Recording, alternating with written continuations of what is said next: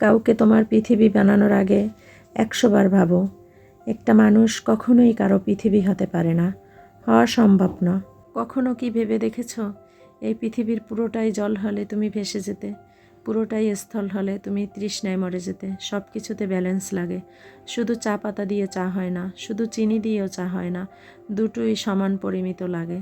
তোমাকে পরিমাণটা বুঝতে হবে, কতটুকু তুমি দিচ্ছ একটা মানুষকে, কতটুকু দেয়া দরকার। সময় থাকতেই প্রশ্ন করো নিজেকে। ভালো লাগা থাকবেই, প্রয়োজনের অতিরিক্ত ভালো লাগা মানুষকে অন্ধ করে দেয়। অন্ধ মানুষ একটা হাত পেলেই তাকে কিন্তু ভরসা করতে শুরু করে।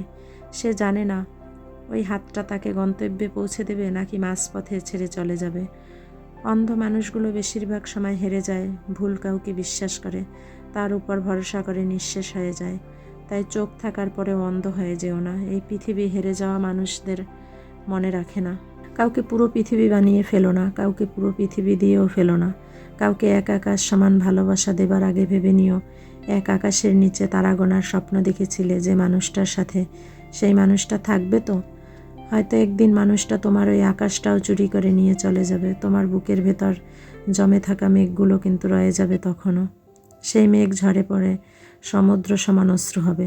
সেই সমুদ্রের তীরে তুমি একা দাঁড়িয়ে থাকবে। তুমি টের পাবে তোমার আকাশবিহীন পৃথিবীতে তুমি ভীষণ ভীষণ একা। কারণ একটা মানুষকে পুরো পৃথিবী বানানোর সময়টাতে তাকে হৃদয় নিংড়ে ভালোবাসা দিয়ে অন্য মানুষগুলোকে তুমি নিজের অজান্তেই সরিয়ে দিয়েছিলে। সেই দূরে, অনেক দূরে। নিজের সব কাউকে দিয়ে দিতে হয় না, কিছু দিতে হয়। ওই কিছু নিয়ে কেউ চলে গেলে কিছু থেকে যায়, সেই বাকি কিছুকে আঁকড়ে ধরে বাঁচা যায়। সব নিয়ে কেউ চলে গেলে শুধু শূন্যতা থেকে যায়।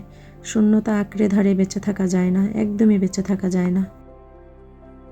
এই পৃথিবীতে বেঁচে থাকতে হলে প্রত্যেকটা মানুষেরই হিসাব করে চলতে হবে। একটা পাও কোথাও ফেলার আগে ভাবতে হবে যে আমি ভুল পথে পা রাখছি না সঠিক পথে পা রাখছি। এগুলো আমরা জেনে বুঝে চলতে পারলে আমরা অবশ্যই সফল হব, কখনো হেরে যাব না। আসসালামু আলাইকুম ভিউয়ার্স, সবাই কেমন আছেন? আশা করছি আলহামদুলিল্লাহ সবাই ভালো আছেন। আমি আলহামদুলিল্লাহ আপনাদের দোয়ায় অনেক অনেক ভালো আছি। আজ আমি আরও একটি নতুন ভিডিও নিয়ে এসেছি আপনাদের সামনে। জানি না আমার ভিডিও এবং ভিডিওতে দেয়া কথাগুলো আপনাদের কেমন লাগবে। আশা রাখছি অবশ্যই ভালো লাগবে। আজ আমি রান্নাবান্না সেরে নিয়েছি সকাল সকাল। আজকে রান্না করেছি বরবটি, চিংড়ি মাছ দিয়ে আর শোল মাছ রান্না করেছি। তারপরে আমি ঘর গুছিয়ে নিয়েছি। আমার রুম, মেয়ের রুম, এগুলো একটু বেডশিট চেঞ্জ করে, বালিশের কভার চেঞ্জ করে নিয়েছি। আমার সব কিছুই ভালো লাগে ঘর গুছাতে। আমার কাছে সবচেয়ে বিরক্তকর হচ্ছে রাতে মশারি টানানো আর হচ্ছে পিলো কভারগুলো চেঞ্জ করা। জানি না আমার মতো কার কার আপনাদের এরকমটা হয়। যদি হয় তাহলে অবশ্যই এটা কষ্টের। যাই হোক, মেয়ের রুমটা একটু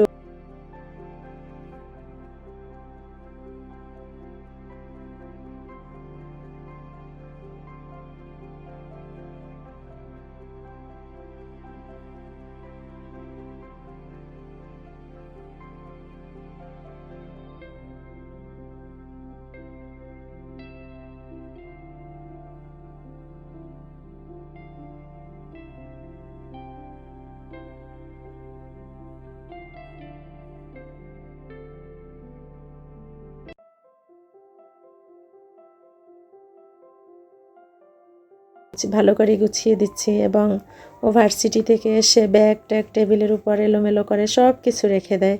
ব্যাগের ভিতর থেকে ছাতাটা পর্যন্ত বের করে না।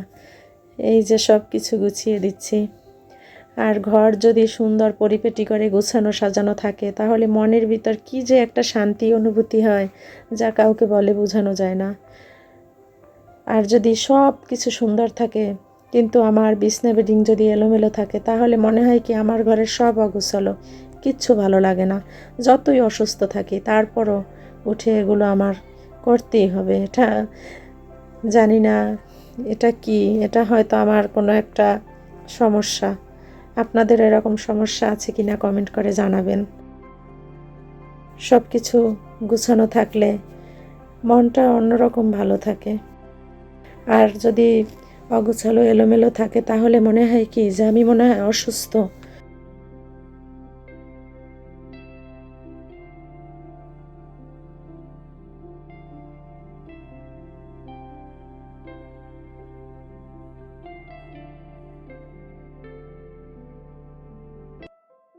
তাই সবসময় চেষ্টা করি সব কিছু একটু গুছিয়ে রাখার।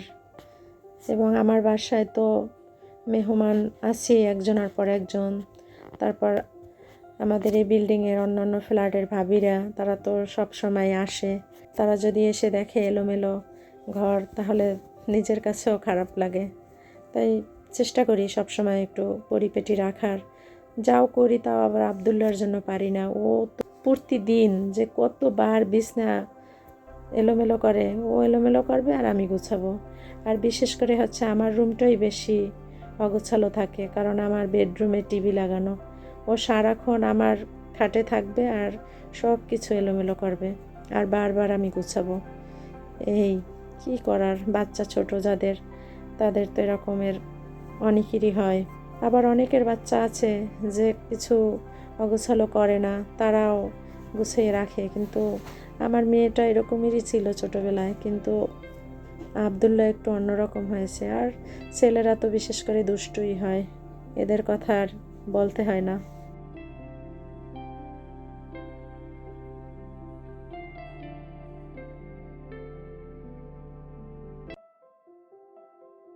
আমার এই ভিডিওটি যদি আপনাদের ভালো লেগে থাকে তাহলে অবশ্যই একটা লাইক দিবেন এবং কমেন্ট করতে ভুলবেন না। আর সাবস্ক্রাইব করে আমার চ্যানেলের পাশে থাকবেন, আমাকে সামনে এগিয়ে নিতে সাহায্য করবেন। এটাই আপনাদের কাছে আমার একমাত্র চাওয়া। আপনাদের অনুপ্রেরণা পেলে আমি অনেক দূর এগিয়ে যেতে পারবো এবং ভিডিও বানাতে উৎসাহ পাবো।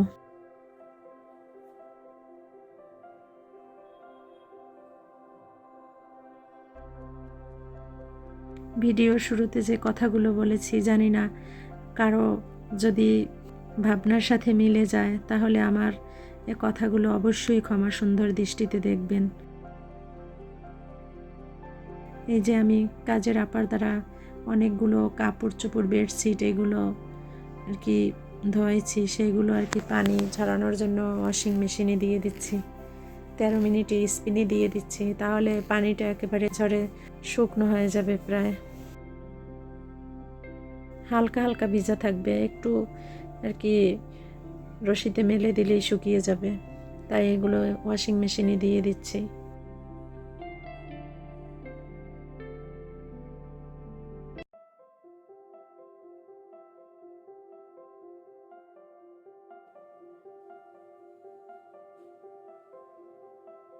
এখানে আমার কালকে সন্ধ্যারও ভিডিও ফুটেজ ছিল। সন্ধ্যায় নাস্তা বানিয়েছি, ফ্রেঞ্চ ফ্রাই এবং চা বানিয়েছি, হালিম বানিয়েছি, সেগুলো শেয়ার করলাম আপনাদের সাথে। ভালো থাকবেন সবাই, আমাদের জন্য দোয়া করবেন। আল্লাহ যেন সবাইকে ভালো রাখে, সুস্থ রাখে। আসসালামু আলাইকুম।